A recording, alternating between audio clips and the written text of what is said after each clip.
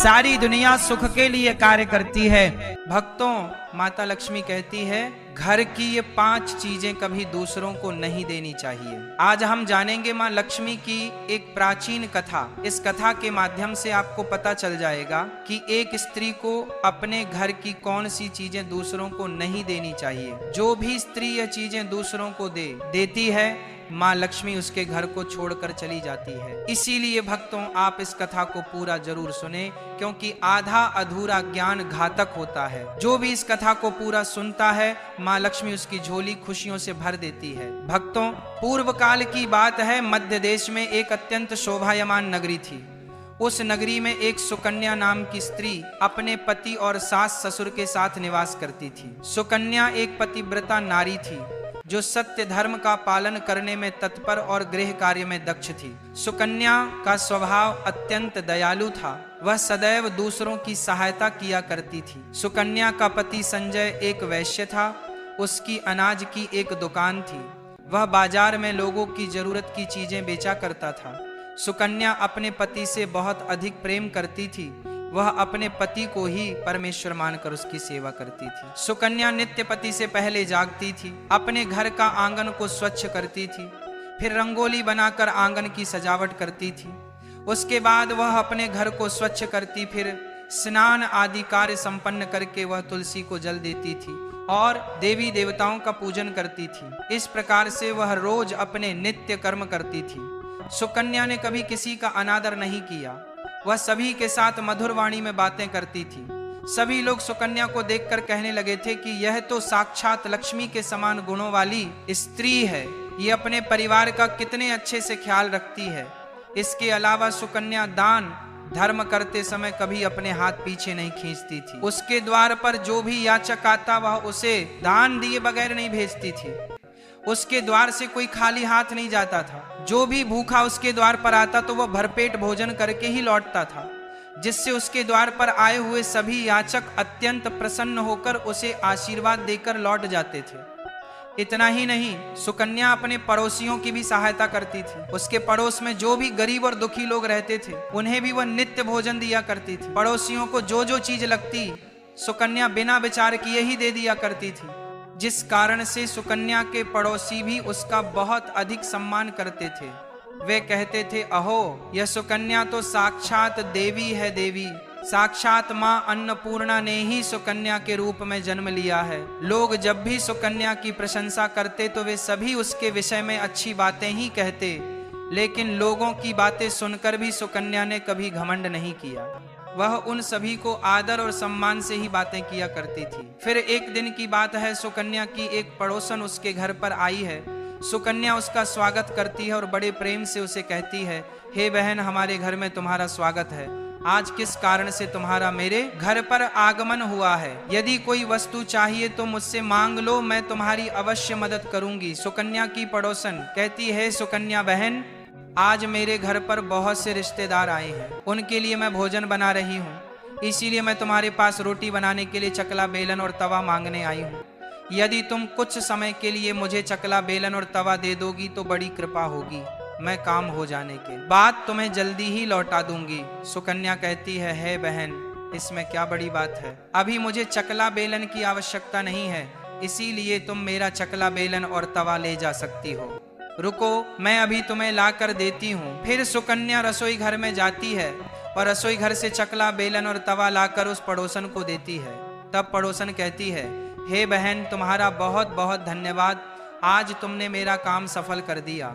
मैं अपने मेहमानों को भोजन कराकर तुम्हारा चकला बेलन जल्दी से लौटा देती हूँ। सुकन्या कहती है, हे बहन, चिंता की कोई बात नहीं है। जब तुम्हारा कार्य पूर्ण हो जाएगा तब तुम मुझे लौटा देना। फिर वह पड़ोसन सुकन्या का चकला बेलन और तवा लेकर चली जाती है। कुछ समय बाद अन्य एक स्त्री सुकन्या के घर पर आती है।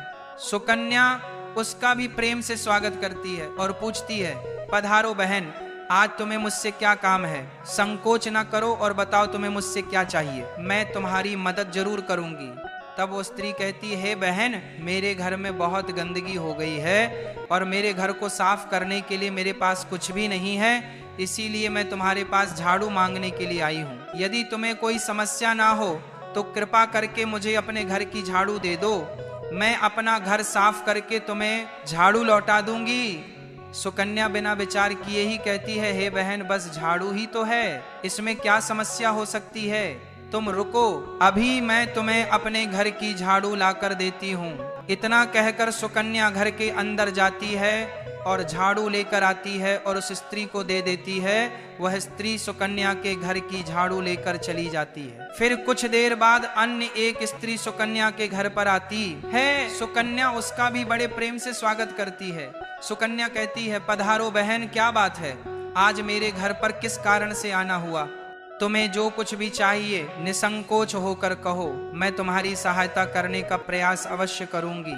तब वह स्त्री कहती है, हे सुकन्या बहन, तुम बड़ी दयालु हो, मैंने तुम्हारे बारे में बहुत सुना है और तुम सभी की मदद करती रहती हो, इसीलिए मैं तुम्हारे पास एक छोटी सी मदद मांगने के लिए आई हूँ। सुकन्या कहती है, हे बहन संकोच ना करो, तुम्हें जो कुछ भी चाहिए मांग लो, यदि मेरे बस में होगा तो मैं मना नहीं करूंगी, मैं तुम्हारी सहायता अवश्य करूंगी। तब वो स्त्री कहती है, सुकन्या बहन, आज मेरी बेटी को देखने के लिए लड़के वाले आ रहे हैं, इसीलिए मैं चिंता में हूँ। मेरे पास पहनने के लिए एक भी गहना नहीं है, तो मैं अपनी बेटी को क्या दूं?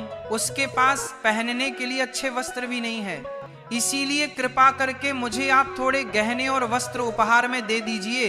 केवल एक दिन के लिए जब लड़के वाले देखकर चले जाएंगे तो मैं तुम्हारे गहने लौटा दूंगी। उस पड़ोसन की बात सुनकर सुकन्या कहती है, बस इतनी सी बात है बहन, तुम चिंता मत करो, तुम्हारी पुत्री मेरी छोटी बहन के जैसी है, उसकी सहायता मैं अवश्य करूंगी।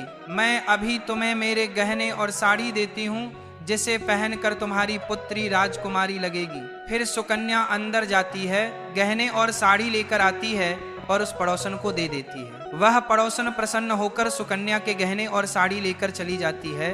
फिर शाम हो जाती है और अन्य एक पड़ोसन सुकन्या के घर पर आती है। सुकन्या उसका भी बड़े प्रेम से स्वागत करती है और कहती है, पधारो बहन, आज किस कारण से मेरे घर पर आना हुआ, बताओ मैं तुम्हारी किस प्रकार से सहायता कर सकती हूँ। तुम्हें जो कुछ चाहिए निसंकोच होकर कहो, मैं तुम्हारी मदद जरूर करूंगी। वह पड़ोसन कहती है, हे सुकन्या बहन, तुम बड़ी दयालु हो और तुम सभी की मदद करती हो, इसीलिए मैं तुम्हारे पास आई हूँ। मेरा बच्चा भूखा है और उसे पिलाने के लिए दूध नहीं है, इसीलिए मैं तुम्हारे पास दूध मांगने के लिए आई थी। अगर थोड़ा सा दूध मिल जाता तो बड़ी कृपा होती। सुकन्या कहती है, अरे बहन, इसमें कौन सी बड़ी बात है, लो अभी मैं तुम्हें दूध दे देती हूँ। सुकन्या रसोई घर में जाती है और थोड़ा सा दूध लेकर आती है और उस पड़ोसन को दे देती है। वह पड़ोसन प्रसन्नता से उस दूध को लेकर चली जाती है। इस प्रकार से सुकन्या अपने सभी पड़ोसियों की मदद कर देती है और प्रसन्न होकर घर का काम करने में लग जाती है। फिर रात होते ही उसका पति घर पर लौट आता है। सुकन्या अपने पति को प्रणाम करती है और उसकी खूब सेवा करती है। रात को दोनों पति पत्नी आनंद से सो जाते हैं। फिर दूसरे दिन वे जागते हैं तो उन्हें एक बहुत ही बुरी खबर कानों पर पड़ती है। एक आदमी दौड़ते हुए सुकन्या के घर पर आता है और सुकन्या के पति से कहता है, हे भाई, कल रात को किसी ने आपकी दुकान लूट ली है, सारा माल गायब है। सुकन्या का पति एकदम से घबरा जाता है और दौड़ते हुए अपनी दुकान पर जाता है तो देखता है उसका सारा माल किसी ने लूट लिया है। वह देखता है कि उसके दुकान में रखा हुआ सारा धन भी चोरी हो चुका है। वह दुखी और निराश होकर घर पर लौटता है और सुकन्या को सारी बात बताता है, जिसे सुनकर सुकन्या बहुत दुखी हो जाती है। सुकन्या कहती है, आप चिंता ना कीजिए जी, हमारे घर में अभी बहुत सारा धन रखा हुआ है, जिससे आप फिर से व्यापार शुरू कर सकते हैं। सुकन्या अपने घर की तिजोरी में देखती है तो वह भी पूरी तरह खाली दिखाई देती है। उसके अंदर का भी सारा माल अब चोरी हो चुका था। यह देखकर सुकन्या बहुत दुखी हो जाती है। उसे समझ में नहीं आता कि यह कैसे हुआ। सुकन्या का पति उस पर बहुत क्रोधित हो जाता है और पूछता है, सुकन्या सच सच बताओ, हमारे घर के अंदर रखा हुआ सारा पैसा कहाँ गया? सुकन्या कहती है, हे स्वामी, मैं घर पर ही थी, सारा धन तिजोरी में ही था, किसने चुरा लिया पता नहीं, कृपया आप शांत हो जाइए, हम कोई ना कोई उपाय जरूर ढूंढ लेंगे। सुकन्या का पति कहता है, ये जो तुम दूसरे लोगों को घर पर बुलाकर खिलाती हो, अनजान लोगों को घर में बुलाती हो, उसी का फल है यह। उन्हीं में से किसी ने हमारे घर का सारा पैसा चुरा लिया है। क्रोध में आकर सुकन्या का पति उसे भला बुरा कहता है। सुकन्या की सास भी उसे बहुत कोसती है और कहती है, तुम ही इन पड़ोसियों को घर की चीजें देती रहती हो, बिना सोचे किसी की भी मदद कर देती हो। उन्हीं में से किसी ने सारा पैसा चुरा लिया है। घर के सभी लोग सुकन्या को भला बुरा कहने लगता है। फिर सुकन्या अपने पति को दिलासा देते हुए कहती है, हे नाथ, मैंने मेरे कुछ गहने हमारी पड़ोसन को दिए हैं, मैं उसके पास से गहने लेकर वापस आती हूँ। फिर सुकन्या उसे गरीब पड़ोसन के घर पर जाती है तो देखती है उसके घर पर कोई नहीं होता है। वह स्त्री भी घर छोड़कर सुकन्या के गहने लेकर भाग गई होती है। सुकन्या निराश होकर घर पर लौटती है और अपने पति को सारी बात बता देती है। सुकन्या की बात सुनकर उसका पति आग बबूला हो जाता है और सुकन्या को भला बुरा कहने लगता है। सुकन्या का पति कहता है, हे सुकन्या, तुम बड़े मूर्ख हो, तुम्हारे ही कारण हमारा सारा धन वैभव चला गया है। तुम्हारे दान देने की आदत के कारण ही हमारे ऊपर यह मुसीबत आन पड़ी है। अब तू इस घर में नहीं रह सकती, तू अभी इसी क्षण इस घर को छोड़कर चली जा। सुकन्या कहती है, हे नाथ, आपके सिवा मेरा इस दुनिया में कोई नहीं है, मैं आपको छोड़कर कहाँ जाऊं। सुकन्या का पति कहता है, तू कहीं पर भी जा, लेकिन अब इस घर में तू नहीं रह सकती। तेरे ही कारण मेरा सब कुछ बर्बाद हो गया है। तू इस घर में रहेगी तो बचा खुचा सब नष्ट हो जाएगा। सुकन्या अपने पति को हाथ जोड़कर विनती करने लगती है, हे स्वामी, ऐसा ना कहिए, मैंने कोई अपराध नहीं किया है, आपके बगैर मैं जीवित नहीं रह सकती, मुझ दासी को आप घर से मत निकालिए। लेकिन सुकन्या का पति उसकी एक नहीं सुनता है और उसे अपने घर से धक्के मारकर निकाल देता है और कहता है, अब तू इस घर से चली जा और लौट कर मत आना। चाहे तो किसी नदी में कूद कर अपनी जान दे दे, लेकिन अब तू इस घर में मेरे साथ नहीं रह सकती। फिर सुकन्या दुखी होकर रोते हुए अपने पति के घर को छोड़कर चली जाती है। चलते चलते सुकन्या माता लक्ष्मी के मंदिर में जाती है और माँ लक्ष्मी से प्रार्थना करते हुए कहती है, हे माँ, मैंने ऐसा कौन सा पाप किया है जो मेरी ऐसी दशा हुई है। हे माँ लक्ष्मी, मैं तो नित्य आपकी पूजा करती थी, फिर भी आपने मेरा घर क्यों छोड़ा? कृपया मुझे बताओ माँ, मैंने ऐसा कौन सा अपराध किया जो आप मुझसे रूठ गई हो? फिर सुकन्या वहीं पर बैठकर सोचने लगती है, यदि मेरे पति मेरा स्वीकार नहीं करेंगे तो मैं जीवित रहकर क्या करूं? यदि मेरे ही कारण मेरे पति की दुर्दशा हुई है तो मुझे जीवित रहने का कोई अधिकार नहीं। इतना सोचकर सुकन्या अपने प्राण देने के लिए नदी की तरफ जाने लगती है। नदी के पास जाकर सुकन्या माता लक्ष्मी से प्रार्थना करती है, हे माँ लक्ष्मी, अब मैं अपने प्राण देने जा रही हूँ। यदि मेरे द्वारा तुम्हारी पूजा में कोई कमी रह गई हो तो मुझे माफ करो। मैं अपने पति के बगैर जीवित नहीं रह सकती, इसीलिए अब मैं इस नदी में कूदकर अपने प्राण दे दूंगी। इतना कहकर सुकन्या नदी में कूदने ही वाली होती है कि साक्षात माँ लक्ष्मी उस स्थान पर प्रकट हो जाती है। माँ लक्ष्मी सुकन्या से कहती है, रुक जाओ सुकन्या, रुक जाओ पुत्री, तुम यह क्या कर रही हो? सुकन्या आंखें खोलकर देखती है कि साक्षात माँ लक्ष्मी उसके सामने खड़ी है। माँ लक्ष्मी के दर्शन करके सुकन्या बहुत प्रसन्न हो जाती है और माँ को बारंबार नमस्कार करते हुए कहती है, हे माँ लक्ष्मी, मुझे क्षमा करो, मैं बहुत बड़ा पाप करने जा रही थी। देवी लक्ष्मी कहती है, हे सुकन्या, मनुष्य को स्वयं अपने प्राण नहीं लेने चाहिए, ये महापाप है। ईश्वर ने जो शरीर प्रदान किया है उसे ऐसे नष्ट नहीं करना चाहिए। सुकन्या कहती है, माँ, मैं विवश हूँ, मेरे पति ने मेरा त्याग किया है और स्त्री को अपने पति को छोड़कर नहीं रहना चाहिए। मैं अपने पति को छोड़कर जीवित नहीं रह सकती, इसी कारण से अपने प्राण देने जा रही हूँ। देवी लक्ष्मी कहती है, हे सुकन्या, मैं सब कुछ जानती हूँ और यह भी जानती हूँ कि तुम्हारे पति ने तुम्हारा त्याग क्यों किया है। यह सब तुम्हारी ही भूल के कारण हुआ है। तुमने अनजाने में कुछ ऐसी चीजों का दान किया था जिस कारण से मुझे तुम्हारा घर छोड़कर जाना पड़ा। जो भी स्त्री अपने घर की इन चीजों को दूसरों को दे देती है, उनके घर में मेरा वास नहीं होता है। मैं उन वस्तुओं के साथ ही उनका घर छोड़कर चली जाती हूँ। तब सुकन्या कहती है, हे माँ, ऐसी वह कौन सी वस्तुएं हैं? कृपया आप मुझे बताइए, मैंने कौन सी वस्तुओं का दान किया जिस कारण से आपने मेरे घर का त्याग किया है? देवी लक्ष्मी कहती है, हे पुत्री, अब तुम ध्यान से सुनो, मैं तुम्हें उन चीजों के बारे में बताती हूँ जो किसी भी स्त्री को दूसरों को नहीं देनी चाहिए। इन चीजों का दान करने पर मैं उस घर को छोड़कर चली जाती हूँ। हे सुकन्या, सबसे पहली वस्तु है चकला, बेलन और तवा। किसी भी स्त्री को अपने घर का चकला, बेलन और तवा कभी दूसरों को नहीं देना चाहिए। रसोई घर में इन वस्तुओं का महत्व सबसे अधिक होता है। इन वस्तुओं की पवित्रता सदैव ही बनी रहनी चाहिए।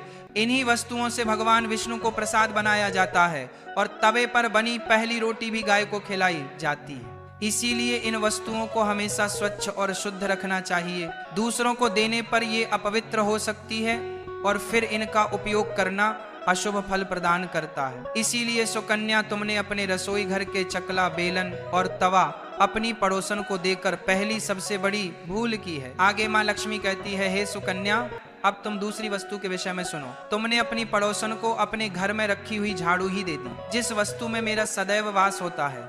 जो वस्तु मुझे सबसे अधिक प्रिय है, तुमने उसे ही दूसरे को दे दिया, तो फिर मैं तुम्हारे घर में कैसे ठहरती है सुकन्या? जो स्त्री अपने घर की झाड़ू दूसरों को दे देती है, मैं उसके घर को त्याग देती हूँ। झाड़ू से घर की स्वच्छता की जाती है और जहाँ पर स्वच्छता होती है उसी स्थान पर मेरा वास होता है। ध्यान में रखना सुकन्या, घर में झाड़ू को हमेशा छिपा कर रखना चाहिए। झाड़ू पर बाहरी व्यक्ति की दृष्टि भी नहीं पड़नी चाहिए। झाड़ू एक अत्यंत पवित्र वस्तु है, इसे पैर नहीं लगाना चाहिए और इससे कभी विष्ठा आदि प्रकार की गंदगी साफ नहीं करनी चाहिए। माँ लक्ष्मी कहती है, हे सुकन्या, अब तुम तीसरी वस्तु के विषय में सुनो, जो एक स्त्री को कभी दूसरों को नहीं देनी चाहिए। वह वस्तु है आभूषण। एक स्त्री को अपने आभूषण कभी अन्य महिला को नहीं देने चाहिए। मैं सदैव ही आभूषणों में वास करती हूँ। स्त्री के 16 श्रृंगार में गहनों का बहुत अधिक महत्व होता है। एक विवाहित स्त्री को अपने आभूषण कभी अन्य स्त्री को पहनने के लिए नहीं देने चाहिए। जो स्त्री अपने आभूषण अन्य स्त्रियों को देती है, उसके जीवन में दुर्भाग्य आता है। हे सुकन्या, अब मैं तुम्हें चौथी वस्तु के विषय में बताती हूँ। किसी भी मनुष्य को शाम हो जाने के बाद कभी सफेद रंग की वस्तुओं का दान नहीं करना चाहिए, किंतु तुमने शाम के समय दूध का दान किया था। शाम को दूध का दान करने से जीवन में दुर्भाग्य आता है। शाम को सफेद रंग की चीजें दान करने से मनुष्य के जीवन में अशुभ काल आता है। माँ लक्ष्मी कहती है, हे सुकन्या, अब मैंने तुम्हें उन सभी वस्तुओं के बारे में बता दिया है जिनका कभी दान नहीं करना चाहिए। यह वस्तुएं कभी दूसरों को उधार में अथवा उपयोग के लिए नहीं देनी चाहिए। सुकन्या कहती है, हे माँ लक्ष्मी, मुझसे बड़ी भूल हो गई, मैं इन बातों से अनजान थी, कृपया मुझे क्षमा करो और अब मुझे प्रायश्चित करने का उपाय बताओ। देवी लक्ष्मी कहती है, हे सुकन्या, तुमने प्रायश्चित पहले ही कर लिया है, इसीलिए अब तुम अपने घर पर लौट जाओ। मैं तुम्हें तुम्हारा संपूर्ण वैभव और धन संपत्ति लौटा देती हूँ। इतना कहकर माँ लक्ष्मी उस स्थान से अंतर्ध्यान हो जाती है। फिर सुकन्या भी माँ लक्ष्मी को धन्यवाद करती है और उस स्थान से घर की तरफ जाने लगती है। तभी उसका पति ढूंढते हुए उसी की तरफ आ रहा होता है। वह सुकन्या के पास आकर उससे क्षमा मांगता है और कहता है, हे सुकन्या, मुझे माफ करो, मैंने तुम्हें बहुत भला बुरा कहा था। तुम तो साक्षात देवी के समान हो। माँ लक्ष्मी की कृपा से हमें अपना सारा धन वैभव वापस मिल गया है। जिन लोगों ने हमारा धन लूटा था, उन सभी ने हमारा धन हमें लौटा दिया और तुम्हारा नाम लेते हुए क्षमा मांग ली है। यह सुनकर सुकन्या बहुत प्रसन्न होती है और अपने पति के साथ घर पर लौट जाती है। माँ लक्ष्मी की कृपा से सुकन्या के घर में फिर से सुख समृद्धि आती है और उसके बाद से सुकन्या ने अपने घर की ये 4 चीजें कभी दूसरों को नहीं दी।